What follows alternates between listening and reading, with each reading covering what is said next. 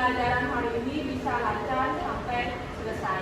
Ketua kelas silakan pimpin doa dulu sebelum kita mulai pembelajaran. Baik, sebelum kita mulai pelajaran, mari kita berdoa menurut agama dan kepercayaan masing-masing. Berdoa dipersilakan.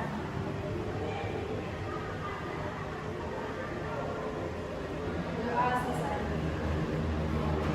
Ada yang tidak hadir hari ini? Ada? Untuk memastikan datanya, absen melalui Google Form yang Ibu kirimkan di grup WA. Sudah? Sudah selesai? Ya, sudah ya. Ibu cek dulu. Untuk memotivasi pembelajaran hari ini, kita menyanyikan lagu dulu, lagu nasional.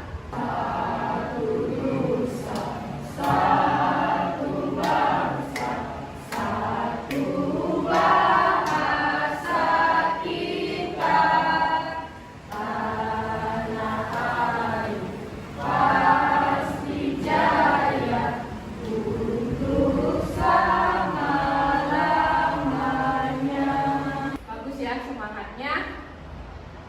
Ini saya lihat kalian sudah siap untuk mengikuti pembelajaran, sudah semua pakai baju, kemudian sudah siap buku-bukunya, alat tulisnya juga dipersiapkan ya. Kita buat kesepakatan aja untuk hari ini maksimalkan penggunaan HP. Silahkan maksimalkan HP-nya untuk pembelajaran saja. Ya, untuk hal-hal yang di luar dari pembelajaran jangan dulu dilakukan. Dan termotivasi fokus pada materi, saya ingin mengadakan ice breaking dulu ya. Ice breakingnya adalah katakan apa yang saya katakan. Sudah jelas?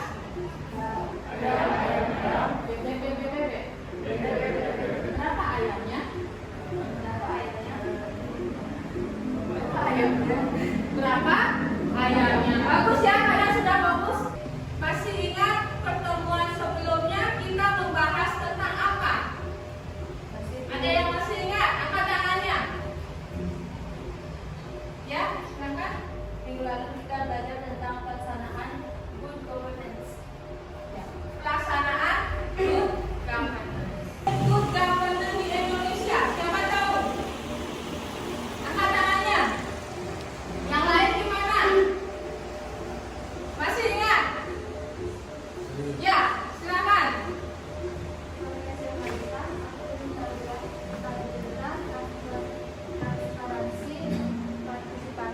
Jadi itu prinsip-prinsip good governance di Indonesia. Jika saja semua pemerintah melaksanakan prinsip good governance, pemerintahan akan menjadi bersih, bebas korupsi dan nepotisme.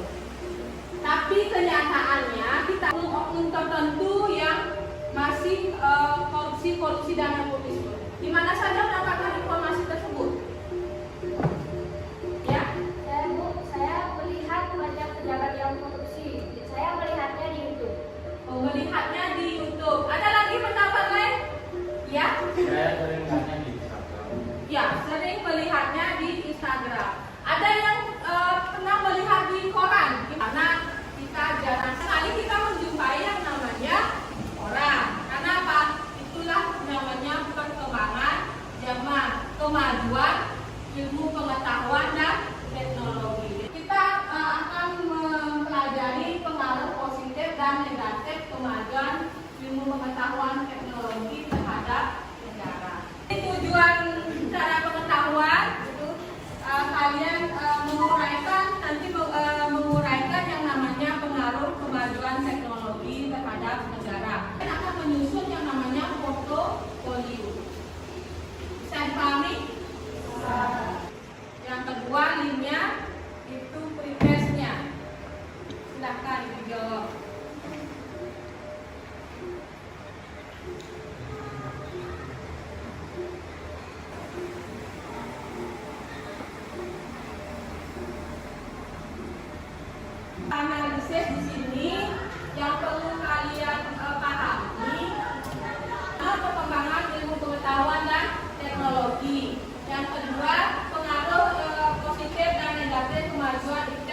negara Kesatuan Republik Indonesia, kemudian sikap kolektif dalam menghadapi berbagai pengaruh kemajuan Iptek. Ini berdasarkan tes yang Ibu berikan, gitu ya. Jadi perkembangan ilmu pengetahuan dan teknologi membawa pengaruh positif dan negatif bagi kehidupan manusia. Yang pertama itu anak muda dapat memanfaatkan media sosial untuk menjalankan usaha tanpa harus memiliki lahan atau produk. Ini di bidang apa? Kalau menjual, jual beli, ya. Bagian usaha. Bagian usaha di bidang ekonomi. Bagus sekalian di bidang ekonomi. Yang dimiliki sekarang karena lambat laun akan ketinggalan zaman. Ada pembaruan inovasi-inovasi yang baru lain. Ya, silakan amati videonya. Ponsel ke sekolah. Hanya ponsel juga perangkat elektronik yang bukan lagi barang mewah karena mampu dimiliki hampir seluruh kalangan. Para penjara melakukan kembali aturan larangan membawa telepon seluler. Apapun telah hadir di video kepala sesi manajemen SMP dan SMA Pemprov DKI Jakarta Bapak. Jadi ini memang sudah kita awali dengan dari berbagai sekolah yang kita ambil sebagai sampel. Saya sudah menyimak video yang tadi Ibu sajikan. Tentang apa video tersebut? Ya, angkat tangannya dulu. Tentang apa itu? Ya. Ya.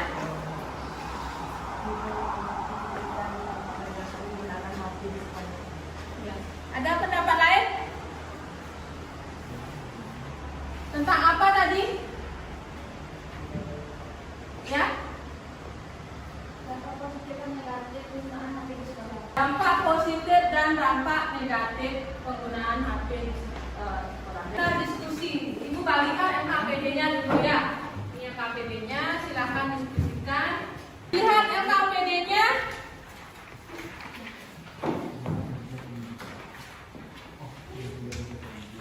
Ya, tugas kelompok.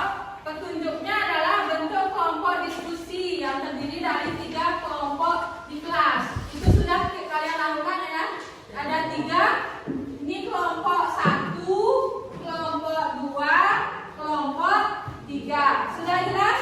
Sudah. Kemudian berdasarkan pengalaman di kelas, uraikan masalah yang terjadi di kelas. Masalah yang terjadi di kelas tentang penggunaan HP di sekolah. Gitu ya. Tapi masalahnya itu yang kalian amati berdasarkan pengalaman di kelas. Sudah. Kemudian nih, di lembar kerja siswanya itu ada nama, kemudian nomor absennya, kelas dan kelompok berapa. Sudah jelas? Ya. Kemudian masalah yang kalian amati di kelas apa saja masalah penggunaan HP di kelas. Jelas? Ya, yang kemudian faktor penyebab masalah. Kenapa adanya masalah tersebut di kelas terkait penggunaan HP. Yang ketiga, analisis faktor penyebab masalahnya.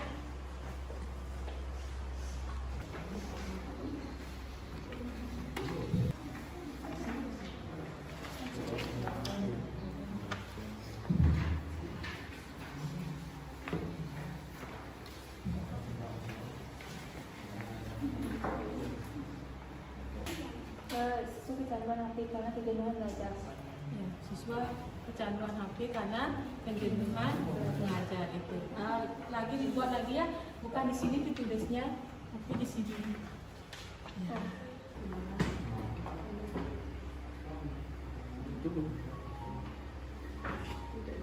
Ya, faktor penyebab. Faktor penyebab.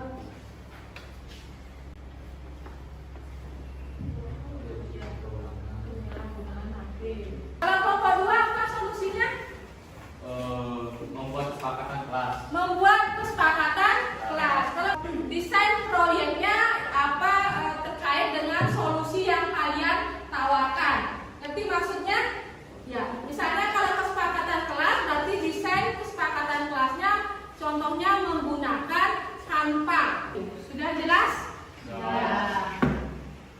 Ya, Ibu berikan waktu 20 menit untuk mendesainnya. Bisa? Dengan waktu 20 menit bisa? Tidak bisa ya? Ya, berarti waktunya nanti 1 jam pembelajaran. Ya, 1 jam pembelajaran portofolio tersebut. Sudah, silakan desain.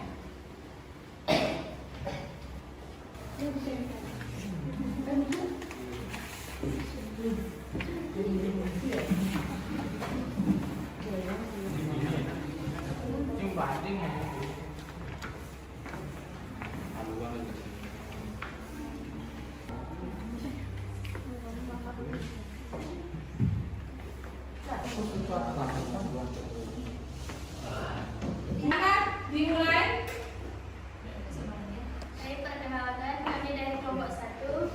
Ini presentasi proyek kita. Bagus sekali itu ya. Jadi solusinya adalah yang depan membuat kesepakatan kelas. Nanti ini dipakai untuk kelas kalian ya bersama tentang penggunaan HP di kelas. Ada tanggapan dari kelompok Memilih kesepakatan kelas. Ya, berikan alasan kenapa memilih kesepakatan kelas. Baik, alasannya adalah memilih karena melihat kelebihannya, kelemahannya dapat diminimalisir dengan melaporkan kejadian itu ke wali kelas. Hasil diskusi yang kami buat dalam bentuk nampak. Menggunakan HP dengan baik, contohnya untuk mencari informasi yang lebih lengkap. Jika informasi yang ada di buku kurang, kita bisa mencarinya di internet. Yang tidak contoh penggunaan HP yang kurang, yang tidak patut ditiru, yaitu menghapus situs-situs yang tidak berguna. Contohnya game online. Dan dari semua kelompok, saya apresiasi penyajiannya, hasilnya, portofolionya sangat bagus sekali. Kalian kompak membuatnya dan kompak juga menyajikan. Cuma yang perlu diperhatikan cara membacanya jangan monoton ya. Jadi semuanya harus dikuasai dulu apa yang kalian saringkan sehingga kalian pandangannya tidak terlalu ke fokus ke portofolio. Sudah jelas itu ya? Ya. Ada kendala mengenai pembuatan portofolionya? Kelompok 1 gimana? Kendalanya apa? Teman-teman melihat banyak pengalaman di kelas lama, namun kita berarti membuat kesepakatan untuk diangkat sedikit karena mempertimbangkan menganalisis faktor-faktor penyebabnya. Ya. Kemudian pengalaman kelompok 3 bagaimana? Dalam menentukan solusi kelompok kami akan memberikan contoh yang benar. Ya, memberikan contoh yang benar itu terkendala tadi, hampir terbata-bata dan hampir keliru untuk memberikan contoh ya. Itu ya. Tepuk tangan dulu untuk semuanya. Ketua kelas ambil dulu LKPD teman-temannya, silakan.